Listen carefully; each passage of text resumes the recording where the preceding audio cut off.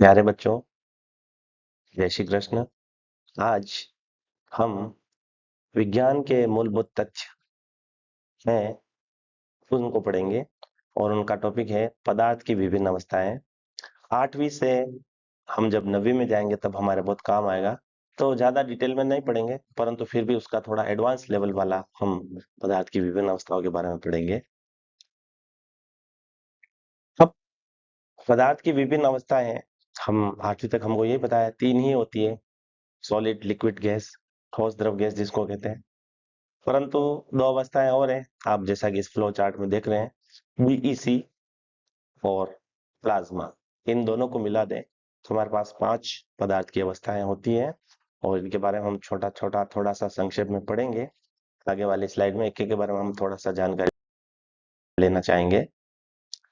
तो सबसे पहले हम बीईसी के बारे में पढ़ रहे हैं। तो बोस आइंस्टीन कंडेंसेट पदार्थ की पहली अवस्था है, जो कि अत्यंत कम घनत्व वाली गैस, जिसको बोसोन कहा जाता है, को परम शून्य ताप के करीब ठंडा करने पर बनती है। इस अवस्था में परमाणु एक दूसरे में विलीन होकर एक एकल क्वांटम यांत्रिक इकाई, जिसको सुपर एटम कहते हैं, की तरह व्यवहार करते हैं।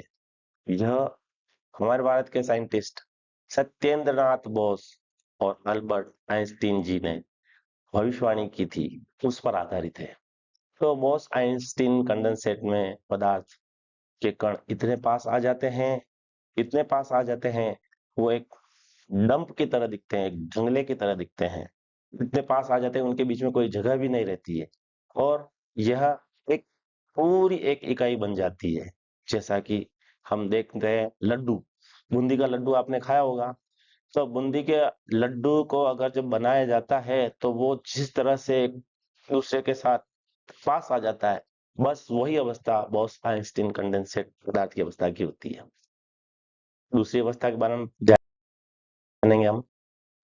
दूसरी अवस्था है जिसका नाम है ठोस। ये हम सॉलिड को हिंदी में ठोस कहते हैं। कठोर होता है, मजबूत होता है, पक्का या घन होता है, ये इसके बारे में है। यह पदार्थ की वह अवस्था है जिसका निश्चित आकार होता है और आयतन होता है निश्चित। इसमें कण बहुत कसकर बंधे हुए होते हैं। यह तरल या गैस नहीं होता है। क्यों? क्योंकि इसकी गतिज ऊर्जा कम होती है।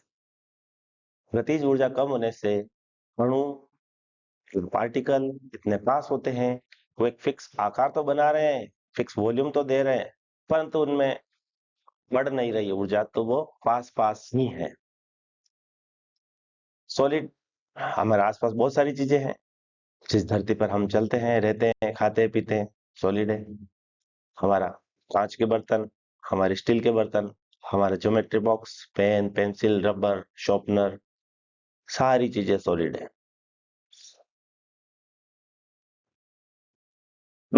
तीसरी अवस्था हमारी है जिसको द्रव कहते हैं।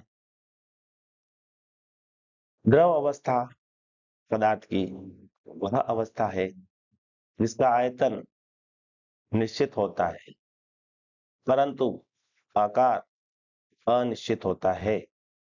अर्थात इसे जिस भी बर्तन में रखा जाए, यह उसी का आकार ले लेता है।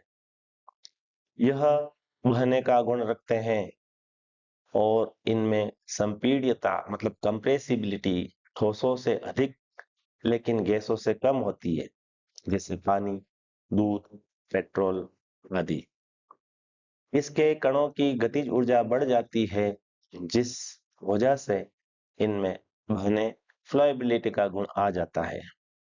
तो ठोस से गतिज ऊर्जा द्रव में ज्यादा होती है, इसलिए उसका वॉल्यूम निश्चित हो सकता है पर उसका आकार, आकृति निश्चित नहीं हो सकती है। कंप्रेसिबिलिटी उससे ज्यादा होती है, ये इसकी खास बात है। चौथी अवस्था बच्चों गैस है। इसके बारे में आपको, गैस पदार्थ की वह अवस्था है जिसका न तो निश्चित आकार होता है और न ही आयतन निश्चित होता है। इसके अणु या कण दूर दूर होते हैं, क्योंकि गतिज ऊर्जा द्रव की तुलना में और ज्यादा हो जाती है। कण बहुत तेज गति से अनियमित रूप से चलते हैं और बर्तन को पूरी तरह से भर देते हैं। यह अत्यधिक संपीड़ित कंप्रेसिबल की जा सकती है। वाहन में सीएनजी भरना, एलपीजी को सिलेंडर में भरना आदि सभी गैसें उच्च तापमान पर फैलती हैं और गर्म करने पर इनकी गतिज ऊर्जा बढ़ती है। गैस बहने का गुण रखती है और द्रव से ज्यादा बहने का गुण होता है, परंतु वो इतनी तेज गति से बहती है कि हम उसको देख नहीं सकते पर नाक से महसूस कर सकते हैं। अगरबत्ती की खुशबू हमें आती है, वो इसी ज्यादा गतिज ऊर्जा की वजह से हमको महसूस होती है। तो गैस की अवस्था बहुत ज्यादा किसी जगह को भर सकती है बहुत जल्दी से। अंतिम अवस्था जिसका नाम है प्लाज्मा। प्लाज्मा अवस्था पदार्थ की पांचवी अवस्था है, स्टेट ऑफ मैटर है। ठोस, द्रव और गैस के बाद यह पदार्थ की सबसे ऊर्जामान और आयनित रूप है। सरल शब्दों में कहें तो जब गैस को अत्यधिक गर्म किया जाता है, इतनी अधिक गर्मी कि इलेक्ट्रॉन अपने परमाणु से अलग हो जाए, तो वह प्लाज्मा बन जाती है। यह धनात्मक आयनों, पॉजिटिवली चार्ज आयन और मुक्त इलेक्ट्रॉन, फ्री इलेक्ट्रॉन्स का एक मिश्रण होता है। यह अवस्था सूर्य, तारों और ट्यूबलाइट, पुरानी टेलीविजन में पाई जाती है। यह अवस्था सबसे ज्यादा ऊर्जा वाली अवस्था कही जाती है और हमारे ब्रह्मांड में यह अवस्था ही है जिसमें बहुत सारे नए स्टार बनते हैं। ये सब प्लाज्मा की वजह से ही होता है। पुरानी ट्यूबलाइट जो कांच वाली होती है, अगर आप उसको तोड़ें तो उसमें गैस के सिवा कुछ नहीं निकलता है, परंतु जब वो ट्यूबलाइट सही होती है, चालू होती है, तो दोनों सिरों पर जब करंट आता है तो उसके बीच में प्लाज्मा जनरेट होता है। वो प्लाज्मा ही उस कांच की दीवार से टकरा करके रोशनी के रूप में बदल जाता है और यही पुराने टेलीविजन में होता है। तो साथियों, आशा करता हूं, धन्यवाद आपका। इस बिंदु को आप याद करें, रिमेम्बर करें, रिवाइज करें, उसके बाद में आपको लाइक और शेयर करें। धन्यवाद। जय श्री कृष्ण।